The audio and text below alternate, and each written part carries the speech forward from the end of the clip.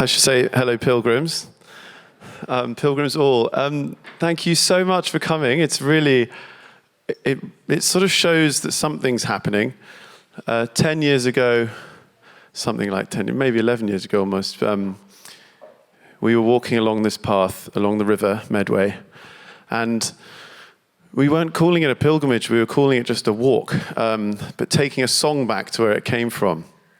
And this song was about 30 gypsies who died in this tragedy off a bridge, and we were cooking by the campfire, sleeping in the woods, bathing in the rivers, foraging for herbs, speaking to people along the way, singing this song to them, spending time in pubs, singing along with people there.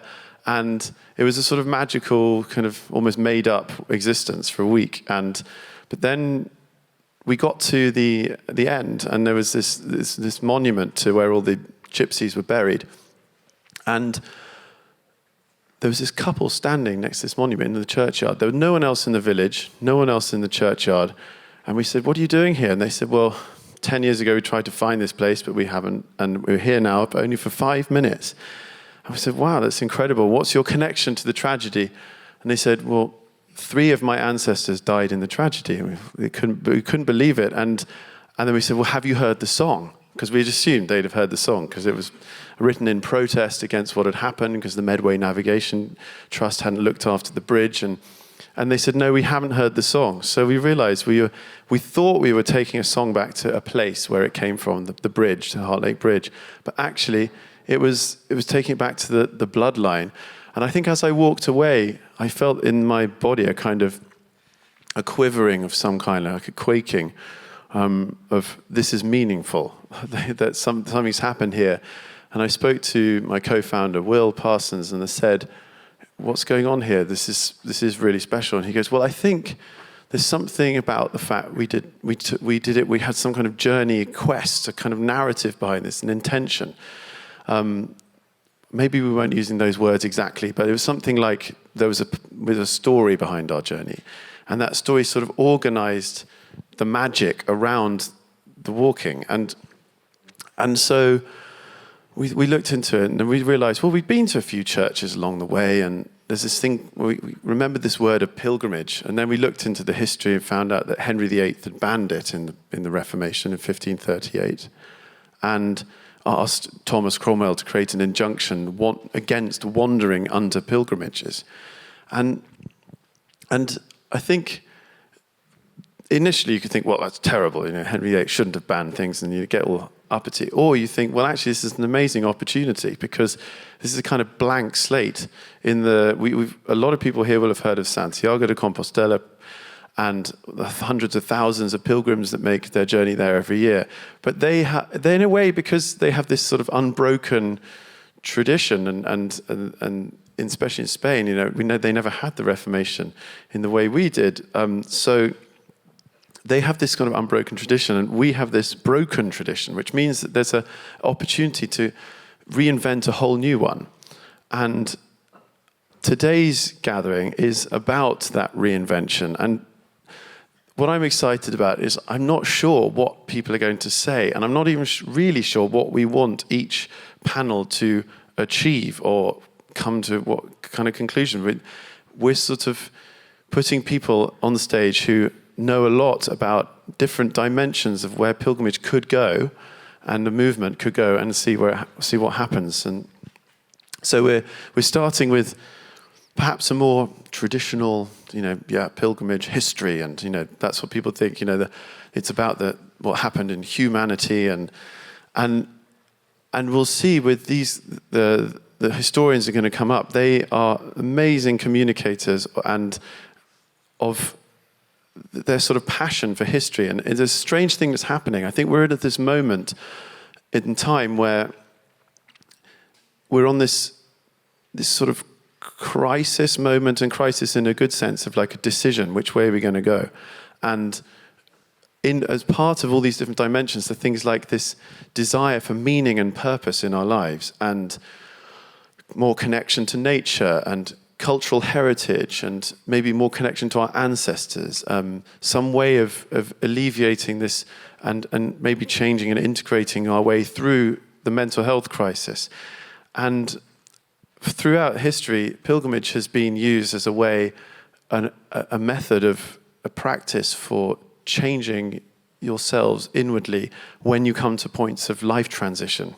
So bereavement or burnout, depression, family estrangement, retirement, these kind of moments where maybe you just need a bit of help. And walking it out is a way, this famous phrase, solvitur ambulando, which means it is solved by walking.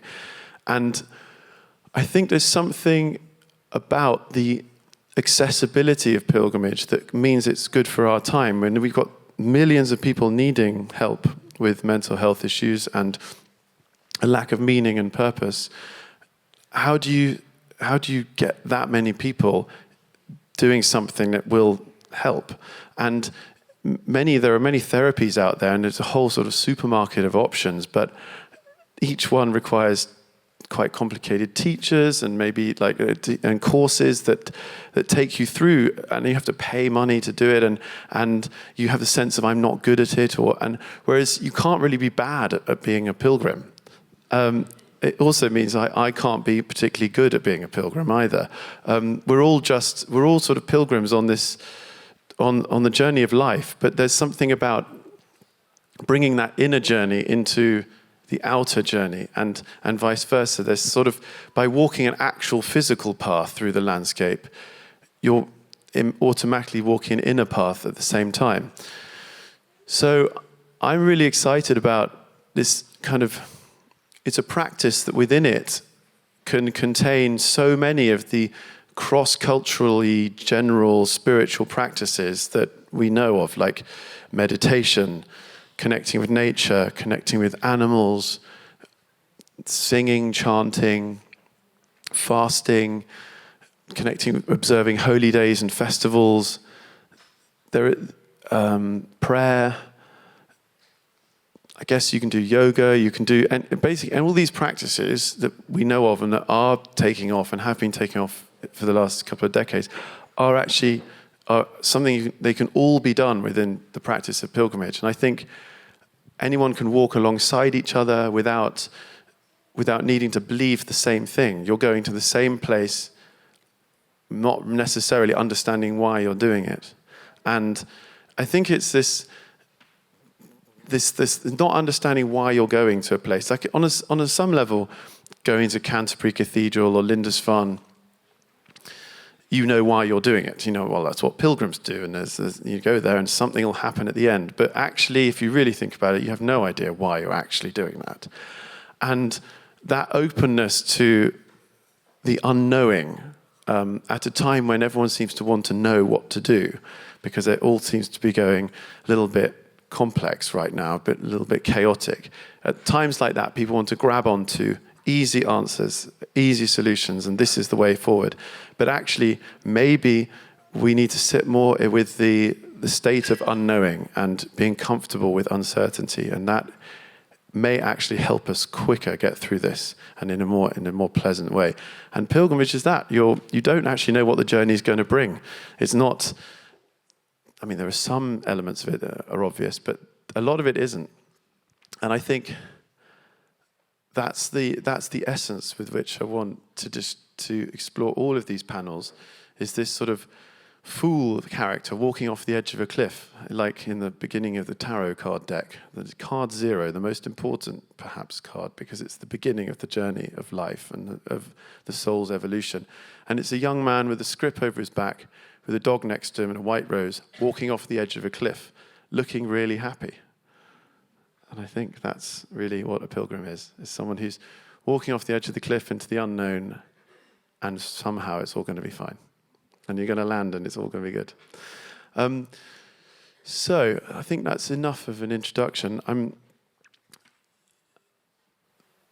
Obviously, you are a big part of this, and so we'll leave space for questions. So as you go through, just hold them in your heart. And if you feel that quake, Quaker circles are all about being in silence until something happens inside you where you feel the quake and you must speak. And if you get that in the questions, ask your question. And if you don't get that, then don't.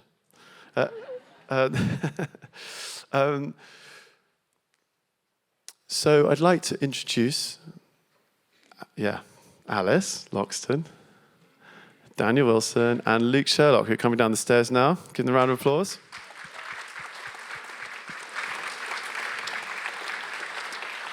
Do you want to go there?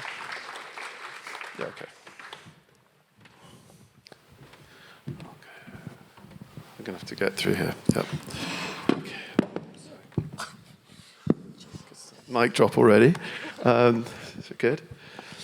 Well, the reason you're here, all three of you, is because I think you represent hope of the reconnection to our wider past and where we come from and who we are, which is something that happens along the pilgrimage way, is that you're connecting. I just got to get my questions. So, that you're connecting people to the wider human river of experience.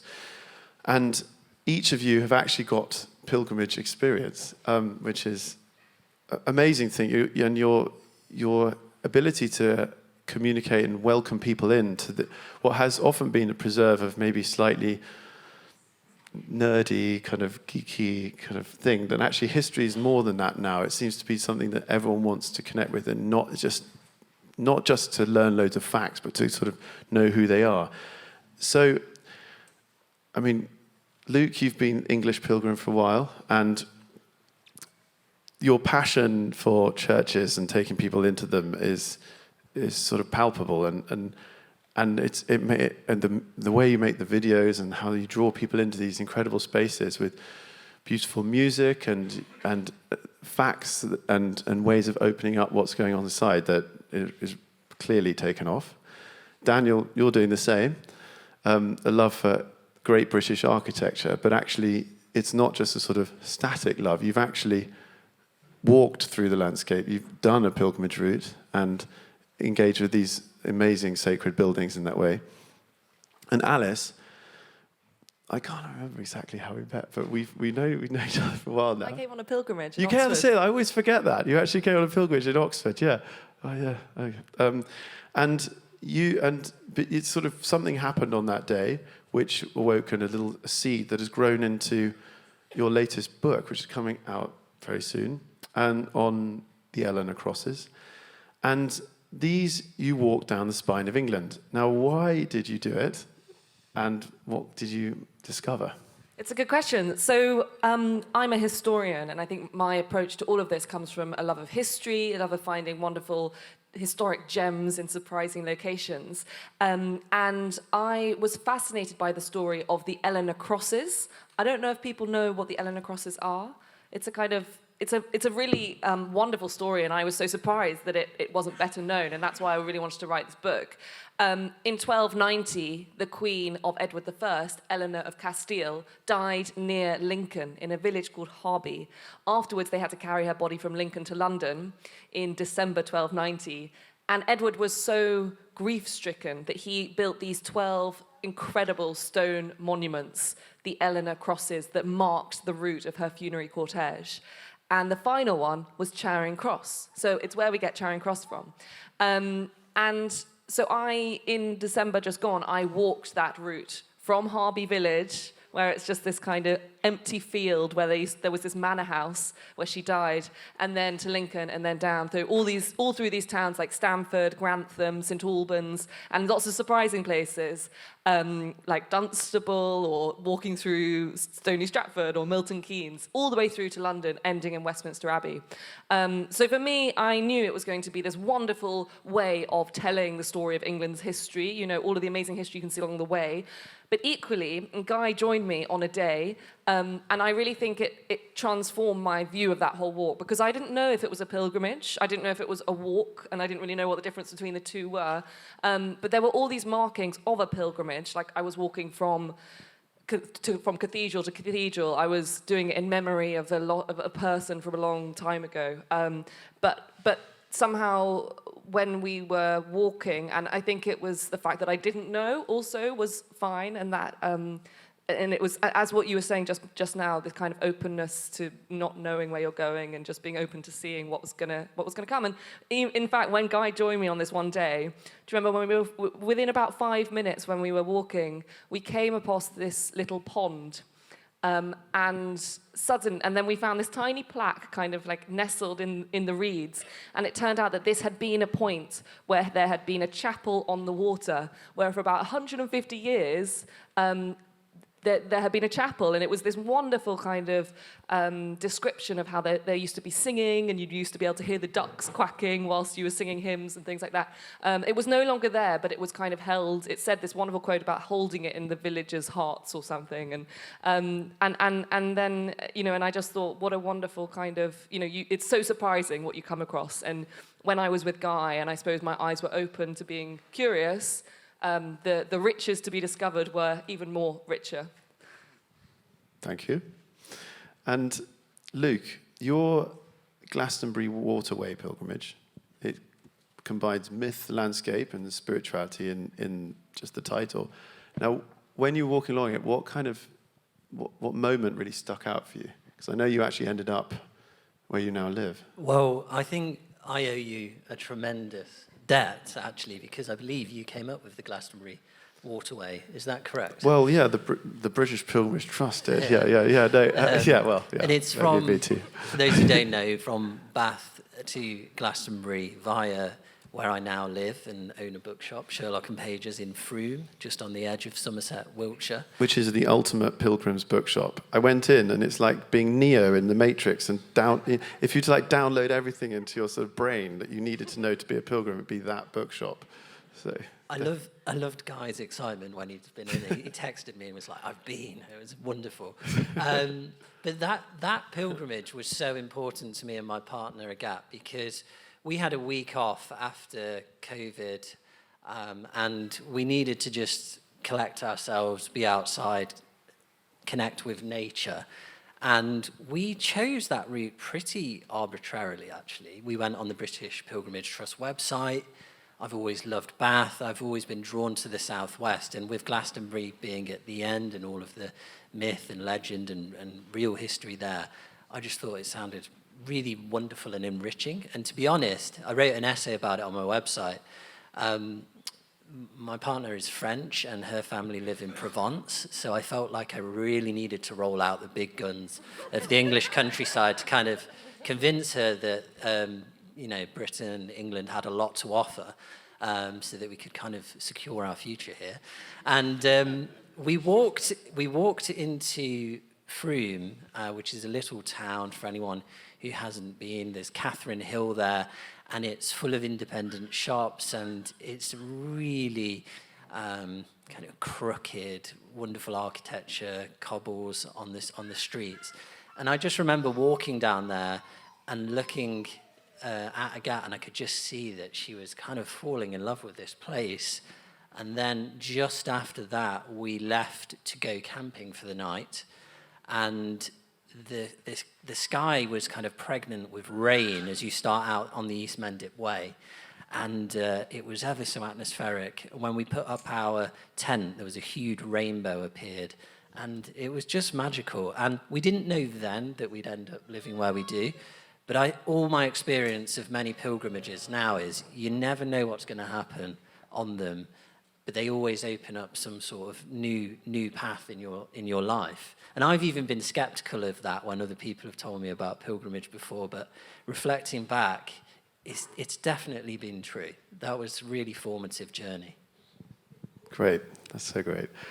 Yeah, Frome is amazing, and it's got the water running through it, so with the Holy Well, and it's just a sort of magic place. And it's full of really creative people as well that's why Sherlock and Pages can exist in Frome. We specialise in nature, landscape, history, and people like yourself go in and are really excited. Thankfully, there's a lot of those types of people around.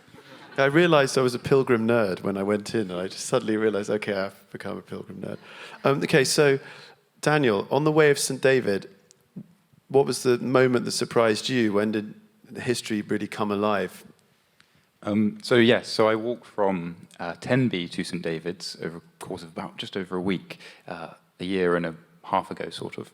And probably the bit that was most interesting in terms of history and the landscape sort of coming together was the bit that I thought was going to be the least interesting. And that was Castle Martin firing range. And that sounds like, what? But so I thought I would just be walking around the edge of a sort of military site down a sort of long fence. But actually, because they only fire every now and again on the range, I got to go through sort of part of it. It's a sort of admissible path. And what I was expecting to find was a sort of very sort of boring sort of countryside sort of typical sort of area. But what I actually stumbled upon was one of the most beautiful sort of wildflower meadows that I ever come across. And it was sort of that interaction between the history and the landscape, because this was, until 1939, one of the most sort of heavy agriculture areas in Pembrokeshire. These were the most fertile lands. And so walking out onto what used to be farmland and is now just restored as a wildflower meadow, and obviously, you know, it has tanks and bombs going off every now and again. But seeing this wildflower meadow and sort of seeing sort of how the landscape had changed over the sort of past 2 centuries, from sort of probably very heavy wooded area to then agriculture and then back to nature, with obviously the military thrown in there, was really wonderful. And it was very pertinent, because I think just before that I'd recently found out that since 1945, Britain had lost 97% of its wildflower meadows. And to be able to see one of these sort of restored by accident, basically, was wonderful. And yes, I recently returned to Castle Martin, only actually a few weeks ago, for a sort of working party on the church there, and I was camping in a field, and I very struggled to get to sleep at night, because this constant sound of gunfire and tanks and flares lighting up the sky, which is just what you don't expect to find when you're staying next to a medieval church. So it's that interaction between sort of modern history and medieval history and landscape was really, I think, the most surprising part of my journey. Yeah, it's so interesting. All 3 of your answers have nature in them. And so you're the ponds and the quacking ducks, the wildflower meadows, and then the camping experience. And it's interesting because history is such a human affair, isn't it, really? Or when you think of history, you think of what humans have done and done to each other. But is there space for I'm slightly going off piece from the questions, by the way, but is there space for a history of nature? Do you think we could start looking at how the history of how humans have interacted with nature and do you think people would want that within history now? Yeah, absolutely. And I think probably Luke can tell us that in your shop, I bet there is such a hunger for books that look at the changing landscape over the years. And I think when I was walking, though I was looking at the natural world and though I was looking at these kind of remnants, I keep thinking with the Eleanor Crosses, there are these old blocks of cold stone, and in some ways they're kind of very human-less in whatever that might be, but actually, if you all of these layers have so many human stories in them. So even the Eleanor Crosses, when you actually think about them, they are this story about a man who had lost his wife, and this is a monument of love, and it's a monument of grieving. And I think that you can see that in so much of the landscape and so many of the ponds that I was just mentioning before, and those clues are everywhere. But I would say that there's a real hunger. Look at everyone here today. I think we're all fascinated by the history of nature and human interaction with it. Would you guys agree? I think when you said that, it made me think of a conversation me and Daniel were having before about the fens and heading. I had this almost lust at times to get out into really flat landscapes, because I used to work in Beijing and between Beijing and London doing energy policy and climate work. Ironically, flying quite a lot. And when I'd got back, I would feel crushed. Although I had a great passion for the topic, within myself, I felt I just need to get out into these flat landscapes. Going out into the fens the north of Norfolk in Lincolnshire, you know, these vast storm-absorbing wilds that have now been turned over to agriculture. You can still hear the echoes if you look in the land. And then in terms of literature in the bookshop, there's a wonderful novel by Graham Swift called Waterland, and it talks about, you know, the history of sludge and mud in that area. And there's a wonderful book as well called Imperial Mud. I can't remember the author's name, but that talks about the communities that were in that land and were, you know, forced off throughout the second half of the last millennium, really. And I always find visiting churches, visiting sites in landscapes like that are so revealing, and it allows you to feel history and really anchor yourselves in other books that you would read in a way that just feels somehow more visceral and real. Dan, do you have anything to add? You don't have to. I'd say sort of, yes, very much to what Luke is saying about how the landscape has changed since perhaps the medieval pilgrims that we're sort of following in the footsteps of. At Castle Martin in particular, the church sort of is hunkered down into what would have been a medieval not medieval, even pre-medieval, Iron Age sort of field structure. And so it's that way in which they probably wouldn't recognise the landscape that we see today. And even other churches, that's a Friends of Friendless Churches church. And in North Wales, there's a Friends of Friendless Churches church. It's a bit of a mouthful, that one. But which would completely not be recognisable for the medieval pilgrims who were going there. That is St. Yinasherns, and it would have been on an island. And this is sort of what Luke is sort of referencing here in the Fens, is that these places would have been incredibly even more remote than they are today. And so the challenge that the medieval pilgrim would have faced on their journey is sort of inconceivably more difficult than what we face today. And actually, you're bringing up churches, and I think nowadays, obviously, people have a differing relationship with churches as buildings or as places of worship, or as, well, so many different ways you can engage with the church. And I know both you, as Luke and Daniel, particularly into churches, maybe Alice too. But what would you say? How can we engage with them in a way these days that you really think is important? So it's not just a kind of curiosity, but like there's something important about engaging with churches, because there are so many different historical buildings at different categories of historical buildings. But what is it that churches bring that the others don't for you? Oh, sorry, I feel like me and Daniel have manipulated this conversation over to churches. So, well, I know we had to go there, but yeah. But just briefly on that, I've written a book called Forgotten Churches, for those who don't know, and I'm obsessed with historic church buildings.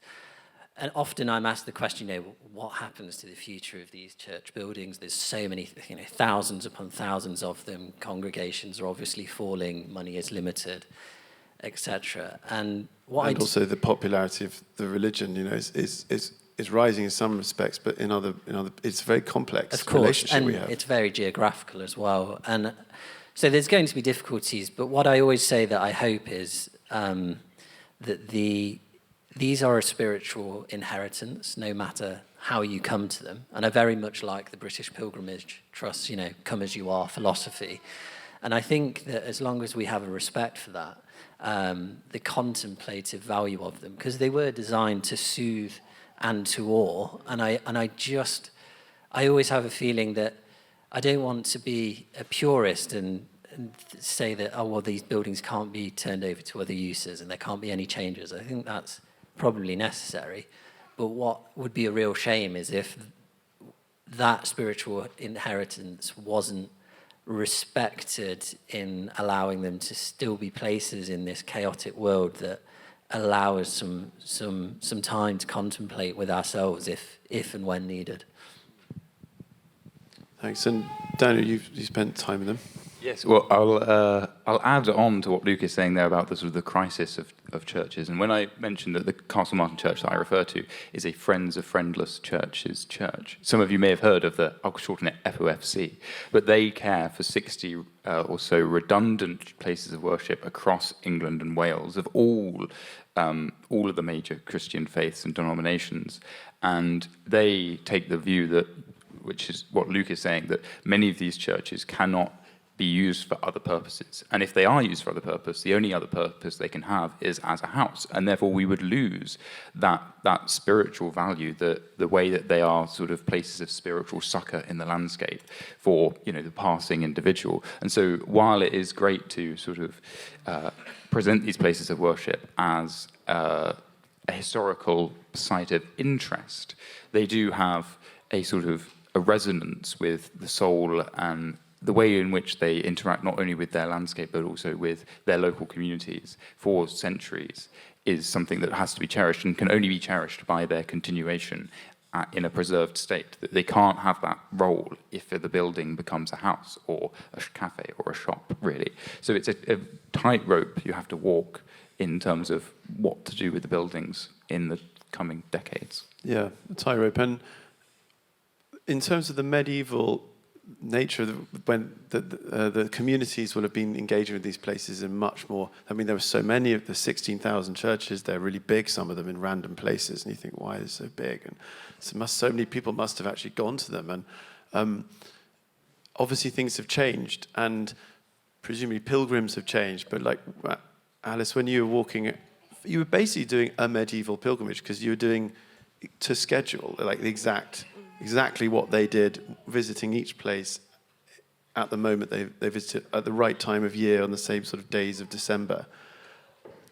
You were trying to basically, to a certain extent, reenact what they did to awaken it. But what do you think that interaction is between us now and medieval pilgrims before? Would they have done it the same way? How different would it have been? Yeah, so it's interesting, my walk, because it's a one-off walk that happened once on the exact days in 1290, and they did it because they had to carry Eleanor's body to Westminster Abbey. So it's not like a planned route. It was a route that happened that Edward himself commemorated. So I suppose it's not like there's been thousands and thousands of people over the years walking that route. But I felt, and I could have written this book by just writing about it in a kind of abstract way, but I felt that it was so important to, well, I always feel when I do writing and I write books that going to the location of the place is incredibly important. So, for example, I wrote about Richard Burton, the famous actor, and I visited his house in South Wales in the village of Pontrydyfen, and I walked around the house and walked around the village and got a sense of that place. And I feel like that is so important for understanding him as a person, to know and to physically have been there. And so for me to tell this story of the Eleanor Crosses and to walk it, I suppose what I hoped I might have an understanding of is the contours of King Edward's mind in that December 1290, and his, having a sense of his experience. And it's just, again, that thing of being on the location of, and that's the joy of pilgrimage, is that you get a sense of the actual location, and I think that elevates your understanding of people and places so much. Do you think by sort of doing medieval pilgrimage, it sort of teaches us something about who we are now, or do you think it's actually the wrong path to go down, and actually we should just do whatever we want, and we will engage with these places as we go along, and all the different layers, because it's not just medieval, it's the prehistoric as well, the pre-Christian. And, maybe a question to all of you, how does the connection with the pre-Christian happen when you go on pilgrimage? Like, it's obviously a little bit harder because it's prehistory. So, but do you get a sense of all the different layers of the landscape, and has that been a part of what you do? I know you focus on churches, but... Well, I was just saying, like, when I was writing this book, the whole point of doing a walk through England, like 200 miles through England, is the layers of history. That is what's so thrilling and surprising. And that might be ridge and furrow landscape. It might be the fact you're walking on an ancient Roman road. But yeah, definitely the layers is what's so surprising. And the big message of my book is there is so much amazing history to be discovered. Okay, I did this route, but you can apply that to anywhere in Britain, and I'm sure lots of places in the world, but there is so much history to be discovered on your doorstep, if only you're curious to find it and see it and look at it. And that's, I hope, the message that I've imparted. What do you guys think? So on my pilgrimage, as it being Wales, many of these churches are situated on Celtic Christian sites, which are situated on pre-Christian sites. And one of the ways that you know this is, well, they're often circular churchyards instead of rectangular, but also is holy wells. And so I come across many a holy well on my journey. The first was at a place called Gumfreston, where the Friends of Friends churches are doing a repair on this medieval church. But there are 3 holy wells that have been there long, long before the actual medieval church was there. And so this is a really, really ancient pre-Christian site, and it's still getting to see this holy well bubble and fizz with the same sort of vigour as it has been for centuries, or millennia even maybe, was quite sort of visceral to see and smell. And so it's just not about what you see, but it's sort of you can get to connect with that pre-Christian past in a way that's beyond just the visual sense. I'm really lucky where I live in Frome because, as I mentioned, it's full of creative people, interesting people. And when I first opened our bookshop, a chap wandered in called David Abram, and he produced the most wonderful photography book called An Aerial Atlas of Ancient Britain. And I actually sat down with him for an hour and did a YouTube interview. And it was one of the most fascinating conversations I've had. And it really made me feel a little bit embarrassed. And I said that to David, and he looked at me confused. But I know so little of our prehistory. And often when I've been going around to historic churches, I've passed by some of these sites which are thousands of years older and just totally missed them because I was kind of blinkered. And it takes me back to a comment actually on Alice's book. I was lucky to get a draft copy of it, and it just reminded me that everywhere you look on these islands is history, and there's so many wonderful stories, so many layers to it. And I have started opening up to that sense of the deep past more since having the conversation with David, particularly in Cornwall, the amount of standing stones there are. And it's unfathomable, really, that sense of the deep past. And I do wander down some of the lanes and think, I just wonder how long they've been here. But it's not my specialism, but I think through the conversations with David Abram, I've kind of become more attuned to it. But I think also, as you go on these journeys, maybe it's something I become really fascinated in at a certain period in the future, and that's to come, on the adventures. Yeah, there's always something else to come to. The stories and his story, I mean, it's got story in it. It's stories of imagination, mythology, folklore, and stuff that's not necessarily true. It's it's such a weird thing when people say, but that's not true, but it's sort of, it doesn't exist, or it's not real, but it kind of is real, these stories. And how do they, as historians, presumably you want to sort of anchor things in what can be known, but how do you think story is going to really is important for pilgrims moving forward? Because when I take pilgrims out, so much of what I do is trying to connect people with their body to the land, drinking wild water, touching trees, perhaps hugging a tree, asking a question, or lying under the sky, looking at the sky. But people also want stories, and they want the stories of us as well. They don't just want that, and it's another layer. And just wondering what that prompts you to say. I mean, when I just thinking about my walk, there's a lot of things that are probably not necessarily true that have been cited as a historical truth. For example, one of the big stories of Stony Stratford is that it's the origins of the phrase the cock and bull story, because there are these 2 pubs, the Cock and the Bull, and people would compete against each other to say that, the most outrageous story. So that's the kind of origins of that phrase. Perhaps it actually might be true, or, but either way, it doesn't really matter, because that has been held by the people of Stony Stratford for all of these years. And actually, it's interesting when you look at the Eleanor Crosses, there are loads of reports of travelling people throughout history, like Celia Fiennes, who's the great travel writer, and people in the maybe 15th, 16th, 17th centuries writing about these medieval monuments. And they often have no idea who it's about, or they'll claim it's the wrong Eleanor, the wrong Queen Eleanor. So you see the gaps in people's knowledge, and you see how their stories, they have kind of invented stories over the years. One of the big stories about Eleanor Castile is that her husband was stabbed with a poisoned dagger and she sucked out the poison. And this seems totally implausible, and I think medically is totally impossible. But it is the thing that people have talked about of her for hundreds of years. But, you know, and it's inspired art and literature, and it's inspired, you know, paintings. There are amazing paintings of her, and it's inspired, I don't know, I think that's just as real as whether it's true or not. And obviously you need to know that distinction, but I think it's almost more interesting, and that's where the threads of myth and legend and story and truth are all interweaved. But I think it's a richer picture for it. Richer picture, yeah. I was just, what you prompted me to think was folklore in our bookshop is really difficult to categorise.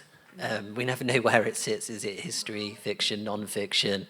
And so that, I think it's kind of a world on its own. But it's so popular now. We're seeing a real boom in interest in folklore. And I think that matches a wider boom that we've seen in nature writing in general. And people want to connect with stories of the past and the landscape and weave that all together. And on the pilgrimages that I've done, I'm so reminded of how rich the country is and how important it is in terms of these stories inspiring literature. I'm thinking of, there's a rumour, almost a kind of a mythology, that Tolkien was inspired to create the Doors of Durin from a church in Stow-on-the-Wold, where you can see the yew trees either side of this old door. And just the intangible value that brings to the country is tremendous. And there's so many of those stories. Daniel, you might know a church in Suffolk where Lewis Carroll was inspired by some of the glass.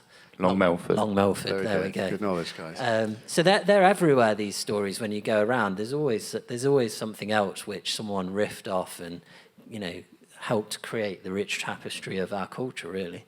Yeah, actually, it's might be quite a rich theme to go down, actually, is what do you see in the bookshop? What in this, because basically you've created it around this whole thing of pilgrimage, all the different ways in nature writing, folklore, history. What are the trends you're seeing, and what do they tell you about what's happening now? I think people are really troubled at the moment. I know that might sound a strange answer, but I think the world is full of challenges, and I think that people are really worried about the environment, and they're really looking for ways to protect themselves, their mental health. I heard you talking about at the start in the introduction. And so I think people have turned back to wanting to have a rich knowledge of the land, of nature, of wildlife, and really experience all of the benefits that brings for them personally, and that richness. So they want those stories and those experiences. And that is actually quite hopeful in the end, despite so much challenge. So it's really been a wonderful experience, because generally the people who come in, not everyone, but generally are quite nice. So they really have their heart in the right place, and their values are kind of aligned with ours in the shop. So I think it is people seeking some sense of hope and fortitude in difficult times, I would say. Great, well thanks. And Daniel, you've devoted yourself to great British architecture, which is, I mean, on some level quite a surprising thing to do, but to focus in so much on architecture and say that's where I want to explore this thing of life, human life. What does it bring to you? Why? What is it about architecture that gives you endless adventure and discovery? Well, I think for me, it was a bit cliche, but it did start in childhood. So I'm very fortunate, as Lucas mentioned, to live in the county of Suffolk, where there are so many medieval churches. I think it was second to Norfolk in terms of density. And in my town, Bury St Edmunds, I have a ruined monastery, a cathedral, an amazing medieval church, Georgian streets, sort of a Norman sort of townhouse, all sorts of deep history that it was the way that I got into history as sort of a teenager and child, and my parents taking me to castles all over Wales, and the way that it was such an ever-present part of my life, meant that when I came to go, oh, I'm going to do A-level history or university degree-level history, it was like, well, for me, obviously, the way that I engage with the stories of the past is through the buildings that those people had seen and interacted with and built. And so, for instance, for me, when it came specifically to churches, I was very interested in sort of the long Reformation, my university studies. And for me, the obvious way to sort of look at that was through the actual fabric and how the fabric of these buildings changed and what that meant for the people who were practicing religion in them. And so it was that way, it's just the anchor from today to the past, and the way that the stories actually sort of show themselves, reveal themselves to you through the stones, the wood, the brick, whatever the building material is. It tells you the story of the past. And it's always just been that ever-present sort of feature in my mind. Alice, you're a bit beyond, you're not just a church person. You're not known for that. You're known for history in general, largely British history, but you go beyond. And now that you've done a pilgrimage, now you've done a book on a walk, and I mean, you've got to say yes, probably, to the answer to this question. Will I go again? Do you think you'll do it again? And is it a better way of writing a book, or maybe will you go back to the way you did it before, or how do you see it sort of playing out? Yeah, no, it's a good question. I mean, I've written 3 books, and this is the first time that I had been a part of it and being part of the walk. So it's a very different style of writing, but I think it's, my whole thing is getting people really excited about the amazing history that can be found on your doorstep. And actually doing a walking book is a really good way to do that. I was concerned at the end of this book, and while I was doing the walk, I was having lunch with the Dean of Westminster Abbey, which is very kind of him, and he said, and I said, I feel like in these walking books, and when you go on a walk, something's supposed to transform. Like, you're supposed to be, know yourself better, or you're supposed to have a changed relationship with your parents, or, find out some great truth about yourself. And I was like, I really don't think that's happened, and I feel like, is that gone wrong? And so that was a concern that I had. And then I realized, actually, that definitely doesn't matter. And of course that can't happen. It can't be transformative every time. Otherwise, people who go on loads of walks, like people here, have the chaotic life, But what it did, and what I sort of conclude in this book, is that, okay, that didn't happen that time. It might happen for other people, it might happen another time, but it did make me realize of the transformative power of the habit of walking. And I remember Guy once said on the Oxford pilgrimage, you can go on a walk you can go on a pilgrimage that can be maybe an hour long, or it can be months long. It can be whatever you want it to be, and it can be at any time in your life. So I think the big kind of conclusion was that walking is this incredible, incredible, joyous thing, and that's the big lesson to take away, and a habit to weave into your life. So yeah, no, I'm definitely open to pilgrimage. I think also, I just want to say one thing about us on this panel, is that I don't know if people know what we do really, but we've all used social media a lot. That's the only reason I know about these guys, and we've been in touch and stuff, in that we basically make a lot of videos all the time on social media to engage people in the thing that we're interested in, history, churches, whatever. Now, obviously, social media is a terrible thing in society in lots of ways, and almost exactly the opposite of being on pilgrimage. You're kind of like on a screen and all these terrible things happening. But I would say that it has been this amazing, amazing thing to get loads of people and get loads of younger people into history, into walking, into pilgrimage. I found it to be this wonderful tool. And I think this is what the British Pilgrims Trust is doing so well, is just opening it up and presenting these kind of traditional, you said it was surprising that Daniel was talking about architecture. And I suppose it is, but we have managed to kind of create this new way of getting loads of people into history and exploring history. And I think it's just being open, like a pilgrimage, being open to new ways of engaging people with these things is only it's something we need to be aware of. And some people it's podcasts, some people it's social media. But yeah, I think it's been a really exciting time. And I know Luke, you've got so many people into reading and all the books and getting the bookshop out there. But yeah, I mean, I don't know where social media and everything will be going, but I think it's been kind of a very exciting and really effective way to get lots of people excited about it. And do you recommend people here use it for themselves? What can it do to your life? If you're just not like a professional like you, you guys, but is it a good thing to do? I mean, does it add to your life? Because I mean, I go on pilgrimages. I'm not brilliant at doing the whole social media thing, but I should be. I know I should be, but maybe I just need to have it explained to me why it might actually improve my life to do it more. Well, so I think this is a big dilemma. I think ultimately social media is not a good thing, and you shouldn't try and go on it. Just go on a pilgrimage instead, obviously. But it is amazing. I mean, if you're someone who's selling any product, or you're, trying to get people to vote in an election, whatever it might be, it's a really good kind of advertising. And I think it just gets a lot of bad press for good reason, but it also has been something where, I've managed to get loads and loads of people. Every day, we educate millions of people about some random church in Suffolk, and that is a wonderful thing. I don't think that we should be encouraging people on social media, but that is where there are millions of people looking right now. So instead of making them look at, buying a beauty product, at least just get a church in there, I think. So that's my take. What do you think? Well, I'd say it is partially beneficial for the person who's making content like us, because I'd say it's such a different perspective when you're a creator versus a consumer. And so when I go to somewhere, it makes me engage with it more, I think, because I know that I've got to I don't have to, but I want to bring this place to people around the world. So I've got to think, what is the most interesting part of this? Or how do I tell this story in the most compelling way, or something along those lines whenever I'm with a building? And it makes me just engage with it on a slightly deeper level. And so there is quite a process of sort of really getting to know a building before you're talking to the general public about it. And also, when I did my pilgrimage, I filmed myself talking and sort of along the way, and then I had to go home and edit it. And so it made me sort of experience my pilgrimage twice, because I could see where I'd been and sort of reminisce in the editing process, even though it is a bit laborious. I think it's really tricky. I think there's kind of various answers. I started doing Instagram as a diary of different places I'd visited, and just doing it for myself.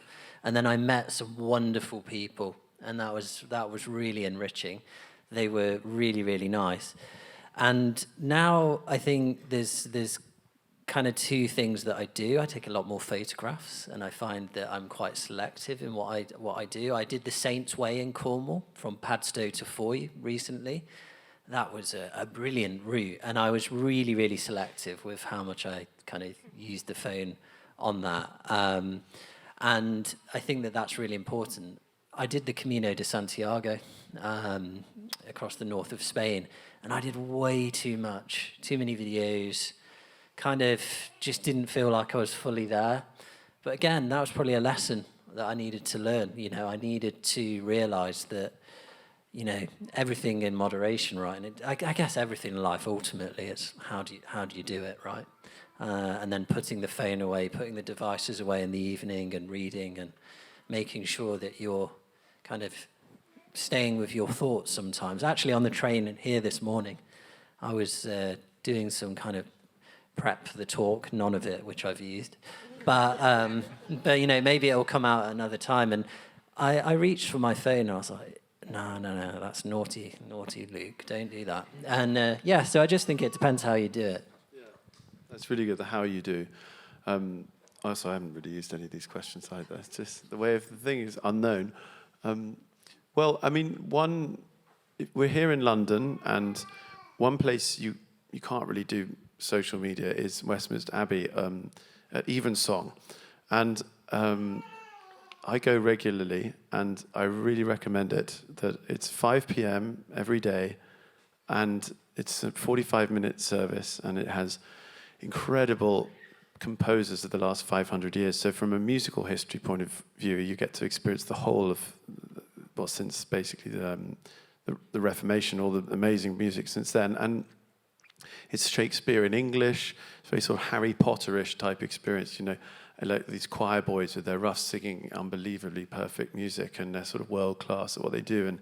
And you're in this building which literally houses the national history and of the composers, our best poets, our best artists, it's all in one building, and it's free, and you don't have to book, and you can just turn up. So given that if there's one action point of actually engaging with our history in London, it would be that, and let the buildings resound, because that's what they're supposed to. I reckon we've done a pretty good job there, all for us. So now I'd like to give the job to you a bit. And are there any questions or any burning, quaking things inside that you want to ask these guys? Because to get them all talking about pilgrimage is a bit of a rarity. Oh yeah, we've got one over here behind the desk.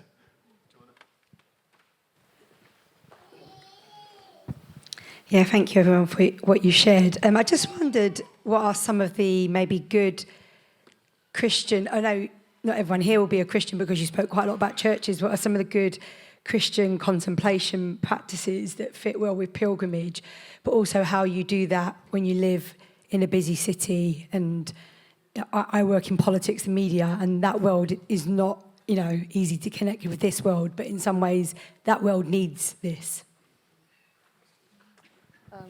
Yeah, no, you're definitely right. The world does need it. I mean, I think the big, the thing that I live in the centre of London, and it's very busy, and there's lots of people around all the time and everything.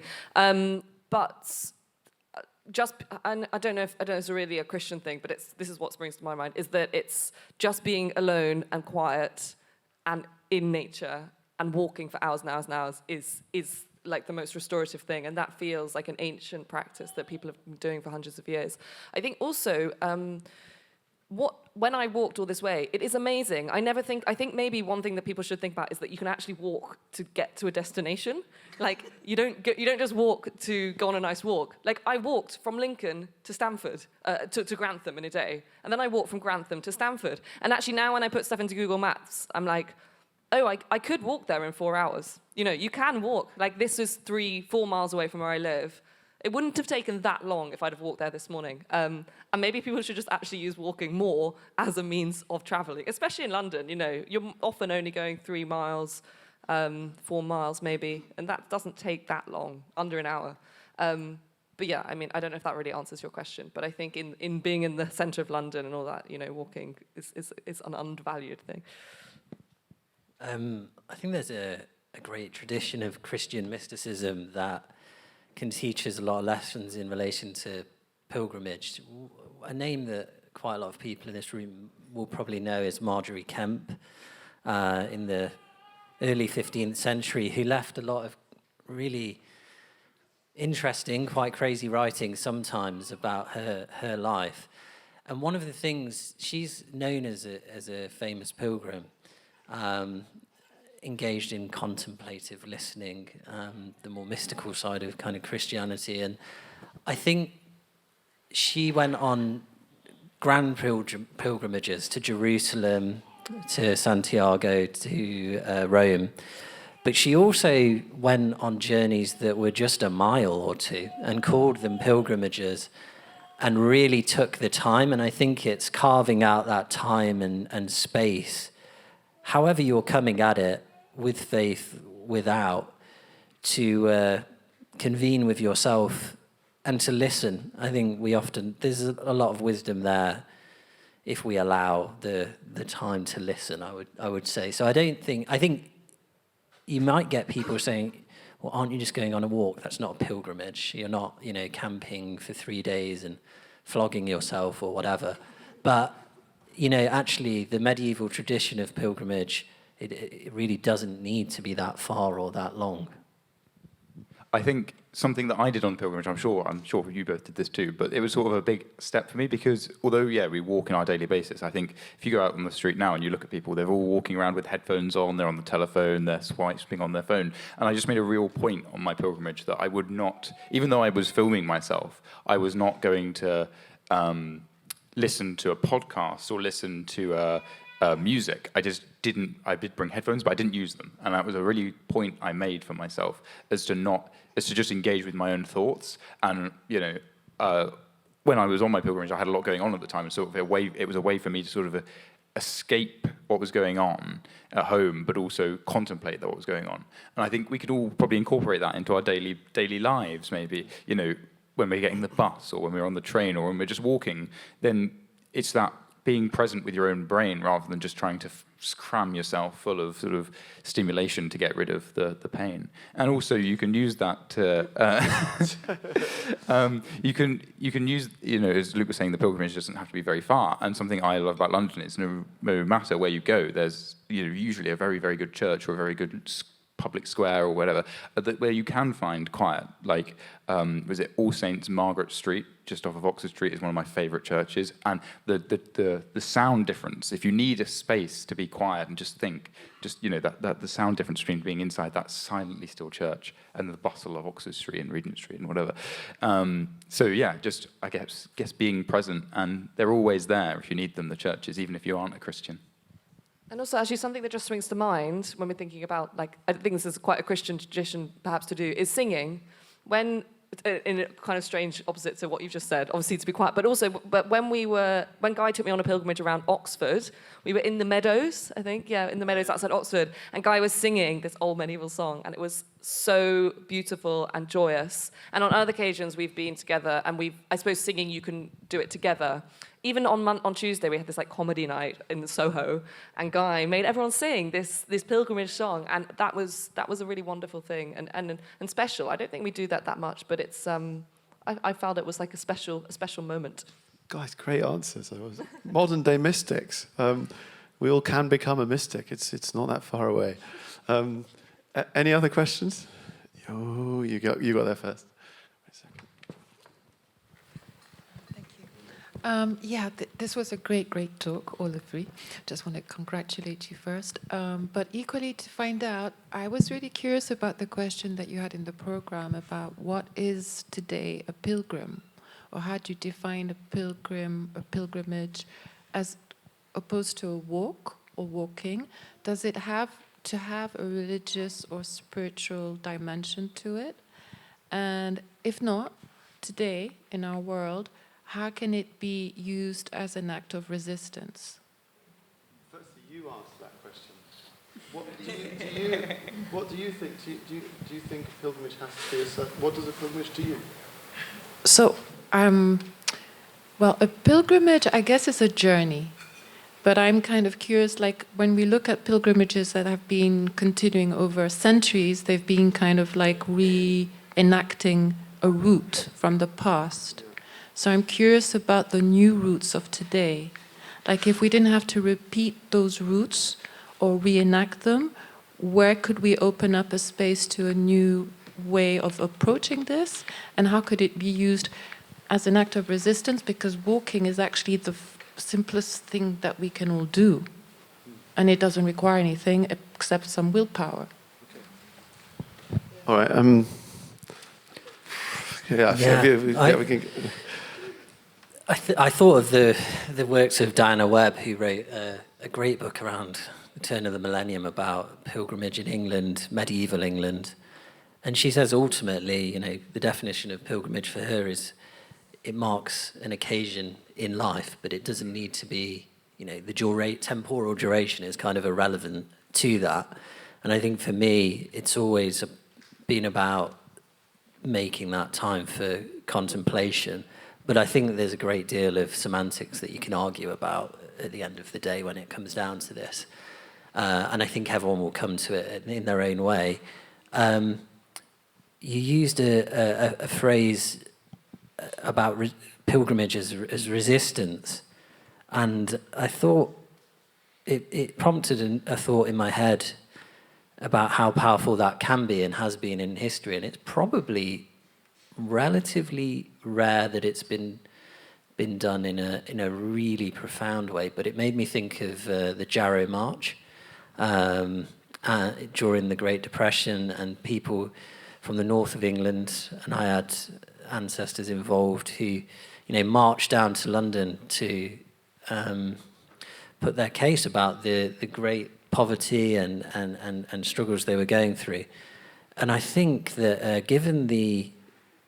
it will be interesting to see, given the multiple challenges that we're facing in society at the moment. It feels like we're in this real maelstrom of political thought. It feels like almost like pre-revolutionary period or something, and they don't know how the story is going to unfold, whether pilgrimage can be a really simple and quite profound act of just standing for something, and the fellowship of it as well. Obviously, I think it can be a very individual act, but I think if you look back at medieval pilgrimage, it was often something that communities would do together, and there was a lot of fellowship there. So, yeah, thank you for the question, because it's really, it genuinely is a really interesting thought about how that could prompt certain people and communities in the future. I mean, so the pilgrimage of grace, again, in the Reformation, and obviously all the leaders met a very sticky end. So, but that is the sort of, I guess that's the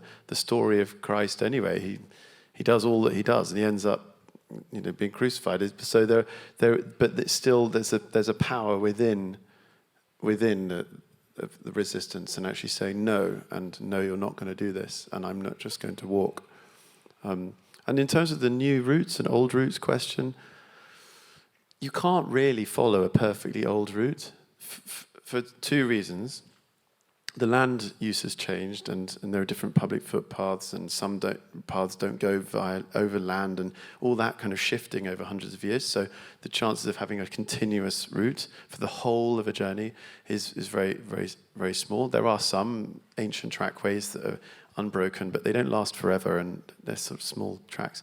And the other reason is medieval pilgrims would have walked from their front door, whereas now we get a train or a bus or a car to the beginning and then we walk it, whereas that's not how it would have been done. So that beginning bit of you walking from your front door to the route will always be in a personal thing, and so there's no such thing as a kind of this is the route. There may be like arterial, like arteries in our bodies, like routes that were more used by people than soldiers and merchants and pilgrims, but yeah. The reason I put the question back on you actually is because I didn't want to be the person in a way that defines what pilgrimage is. You can come up with, we've got a definition, which is a journey on foot, bicycle or horse to holy places. I don't know, I had to say horse, but to holy places and holy places can be churches, cathedrals, mosques, temples, gurdwaras, synagogues, but also natural places could be ancient trees, holy wells, river sources, caves, islands, waterfalls, stone circles. You can really broaden it. You can walk along a ridgeway, you can walk to where your ancestors are buried, you can walk a river. There are just so many different, or you can walk a geological fault line. There are so many different ways of imagining it, and what we're trying to do with the British Pilgrimage Trust is to open that up so that it still remains meaningful to people, and they can claim their own creativity and their own autonomy in how they make pilgrimage. Do you guys want to? Yeah, I don't know the answer to your question. I think the definition between a walk and a pilgrimage is I don't know where that starts and ends. Like, I walked here 20 minutes from the bus. Could that be a pilgrimage? Maybe it could, if you decide that's what a pilgrimage is to you. And if it's the mindset that you're in and you're taking space to make it a pilgrimage in your sense, then that's valid, maybe. But I think that's, as Guy's just said, it's such a vague term, and I think people should define it in their own way to make it valid. Yeah, if it has meaning, it has meaning for you. No one can question that. Yeah. I think, yeah. Yeah. Go for the next question. Okay. Okay. First hand was there. My question is actually continuing on from that last point. And would you say then that the beginning of a pilgrimage is creating the destination within your mind? You have to create your destination and then begin. Yeah, it could be. And that destination could be physical, or it could be a mindset that you want to arrive at, maybe. In one sense, yes. I would, because I always have a destination, but I've been on so many pilgrimages now where things didn't go to plan, often due to the weather and conditions, or maybe my own physical status, too exhausted, decide to stop and don't actually end up where I wanted to. Yeah, so I think it really, I don't know, for me it's important to have a destination, but it often doesn't work out that way. I was going to say also, I think that the journey, it's a cliche again, but the journey is as important as the destination. So my pilgrimage was sort of a series of mini pilgrimages, if you will, because I was going from, I would know I wanted to go to this church, and this church. So I created the route myself. And so that route is really sort of, I feel like it's my pilgrimage route now, even though I was going to St. David's, which is, you know, it was a well-established pilgrimage location, because of the way I made it in my mind, that it was this journey through these friendless churches. And yeah, as Guy said, sort of the landscape has changed, so I was finding difficulties along the way. So yeah, it's what it is, sort of, as sort of, I guess the final thing is, it's whatever you want it to be at the end of the day. I mean, you can only really ever talk from your own personal experience, and rather than just giving a totally relativist, vague answer, I probably should say why I care about, let's say, Cathedral Day pilgrimages, I think, or particularly important prehistoric sites like Avebury and let's say St. Michael's Mount and Stonehenge and various places like that. They do feel slightly more obviously a pilgrimage destination. It's a feeling. I can't say why. So I suppose it's the size of for me, what defines the destination is the size of the vision behind it and what it points you towards. So you can have destinations of all kinds, but how much it opens up your soul, how much it opens up your mind and your heart. That for me is, I'm always looking for the places that do that the most. But you don't necessarily know that it'll happen until you get there. But we are really lucky in this country to have the most extraordinary buildings, maybe some of them that humans have ever made. I mean, Wells Cathedral, Lincoln, Ely, Westminster Abbey, like these are pretty incredible buildings, and they shift your consciousness. Same with Stonehenge, same with Avebury, you know, they're massive prehistoric ritual complexes, and as you walk around them, they shift your mental and physical and spiritual experience, and that's the power of place. So I really do believe myself personally that a destination really matters, but also the journey, as Daniel says, and finding the best quality places along the way. That's my belief, but I don't want to say that that has to be the case. I don't want to be the kind of arbiter of what is a pilgrimage, what isn't. I think it's partly arrogant, but it closes down exploration, and I don't want to ever close down exploration. Okay, we have actually run out of time, but we'll go for one more. Thank you, Guy. On the last note, I can perhaps combine the last two questions just with a thought, because you said it's something that opens up the mind, opens up the heart, and the size of the vision behind it. And years ago, I dragged my parents on a Mills and Moors tour of Lancashire, around all the old mills and the original cooperative sites, and to Suma, a current cooperative, because it was really a celebration of how working people had improved their lives. And it's a way that you can look at creating new routes, but with that depth of vision behind it, and because those social movements were monumental, and we are experiencing the benefits of those today. Yeah, and if you've got any other questions, I think we can use the power of social media.